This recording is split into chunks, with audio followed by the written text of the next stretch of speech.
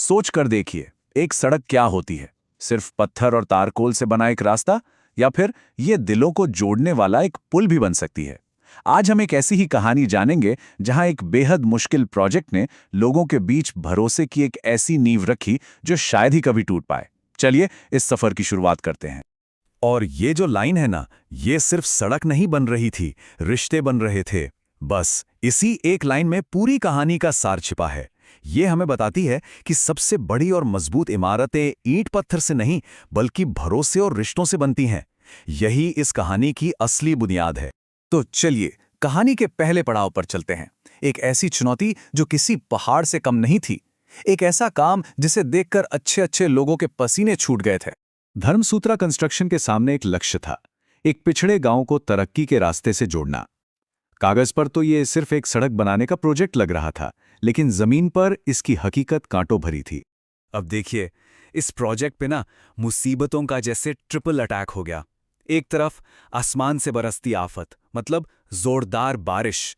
दूसरी तरफ राजनीतिक दांव पेंच जो हर कदम पर रोड़ा बन रहे थे। और ऊपर से संसाधनों की कमी जो टीम का हौसला तोड़ रही थी।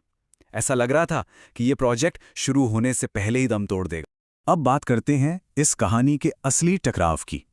ये टकराव मशीनों और जमीन के बीच का नहीं था, बल्कि इंसानों के बीच का था।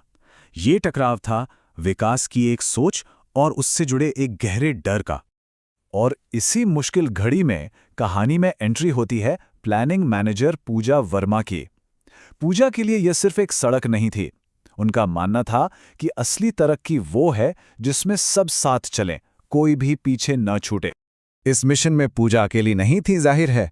उनके साथ थे मोहन यादव, एक बहुत ही मेहनती साइट फोरमैन जो पूरी टीम को एक साथ रखते थे, और इमरान खान, एक ऐसे मशीन ऑपरेटर जिनके हाथों में मानो जादू था। लेकिन जैसे ही विकास की ये आहट गांव पहुंची, लोगों के दिलों में डर बैठ गया। उनका सबसे बड़ा डर था अपनी जमीन खोने का। वो जमीन जो उनके लिए सिर्फ मिट्टी का टुकड़ा नहीं थी, बल्कि उनके पुरखों की निशानी थी। उन्हें लगा कि ये सड़क उनकी जड़ों को ही उखाड़ देगी। जमीन के साथ साथ उन्हें अपने जंगल खोने का भी डर सता रहा था। ये पेड़ सिर्फ लकड़ी नहीं थे, ये उनकी सांसें थीं, उनका जीवन थे। उन्हें लगा कि विकास की कुल्हाड़ी उनके हरे भरे आज पर चल जाएगी। तो यहाँ दो दुनियाएं बिल्कुल आमने सामने थीं। एक तरफ कंपनी थी जो विकास और प्रगति का सपना लेकर आई थी, और दूसरी तरफ थे गांव वाले जिन्हें इस सपने में सिर्फ विनाश और अपनी बर्बादी ही नजर आ रही थी। प्रोजेक्ट एक, लेकिन चेहरे दो, बिल्कुल अलग अलग। अब इस अविश्वास की गहरी खाई को पाटने के लिए एक पुल की जरूरत थी। लेकिन यह पुल कंक्रीट का नहीं, बल्कि भरोसे का बनना था। और यहीं से कहानी एक बहुत ही दिलचस्प मोड़ लेती है। और फिर पूजा ने वो किया जिसकी किसी को उम्मीद नहीं थी। उन्होंने बड़े बड़े अधिकारियों के दफ्तरों को छोड़कर सीधा गांव की महिलाओं के आंगन में बैठक की, क्योंकि वो जानती थीं कि किसी भी घर की, किसी भी समाज की नींव तो महिलाएं ही होती हैं। उस बैठक में पूजा एक ऑफिसर बनकर नहीं, बल्कि एक बेटी बनकर बात कर रही थीं।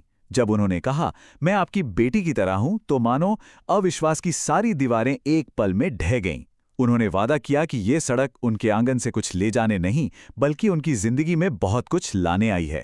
और फिर भरोसा सिर्फ बातों से नहीं, बल्कि काम से जीता गया। पूजा ने रिश्ते बनाए, मोहन ने मजदूरों को एक टीम की तरह संगठित किया, और इमरान ने अपने कमाल के कौशल से यह पक्का किया कि पर्यावरण को कम से कम नुकसान पहुंचे। टीम के हर एक सदस्य ने भरोसा बनाने में अपनी भूमिका निभाई। इंसानों का भरोसा तो जीत लिया गया था, लेकिन अब असली इम्तिहान आसमान से बरसने वाला था।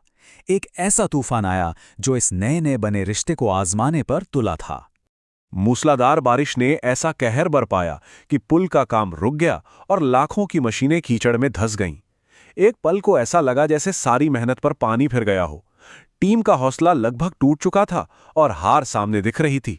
उसी निराशा के अंधेरे में पूजा की आवाज उम्मीद की एक किरण बनकर गूंजी। उन्होंने कहा, रुकना कोई ऑप्शन नहीं है, रास्ता बदलना ऑप्शन है। ये सिर्फ शब्द नहीं थे, ये एक ऐसा मंत्र था जिसने हारी हुई बाजी को पलट दिया। और फिर एक चमत्कार हुआ। इमरान के दिमाग ने मशीनों को कीचड़ से निकालने का रास्ता खोजा। मोहन के शब्दों ने मजदूरों में फिर से जान फूंक दी। लेकिन सबसे बड़ी जीत तब हुई जब गांव की महिलाएं, जो कल तक विरोध कर रही थीं, आज उन मजदूरों के लिए अपने हाथों से खाना बनाकर लाईं। कंक्रीट का पुल भले ही अधूरा था, पर दिलों का पुल बनकर बिल्कुल तैयार हो चुका था। इस तूफान से गुजरने के बाद ये प्रोजेक्ट सिर्फ एक सड़क बनाने का काम नहीं रह गया था। ये एक साझा लक्ष्य बन गया था, एक साझी प्रगति की सोच का जीता जागता प्रतीक। और फिर वो दिन भी आया जब सड़क पूरी हुई। गांव में जश्न का माहौल था, और सबसे हैरान करने वाली बात यह थी कि जो लोग कभी पूजा का विरोध करते थे, आज उसे देवी कहकर बुला रहे थे। उन्होंने सिर्फ एक सड़क बनते नहीं देखी थी, बल्कि अपने डर को भरोसे में बदलते देखा था। लेकिन पूजा ने बड़ी विनम्रता से इस सम्मान को लौटा दिया। उन्होंने कहा, देवी मैं नहीं, देवी तो वो सोच है जो सबको साथ लेके चलना सिखाती है। ये जीत किसी एक इंसान की नहीं थी, बल्कि उस विचार की थी जो कहता है कि तरक्की का असली मतलब है सबका साथ, सबका विकास। तो ये कहानी यहां खत्म होती है, लेकिन एक बहुत बड़ा सवाल छोड़ जाती है।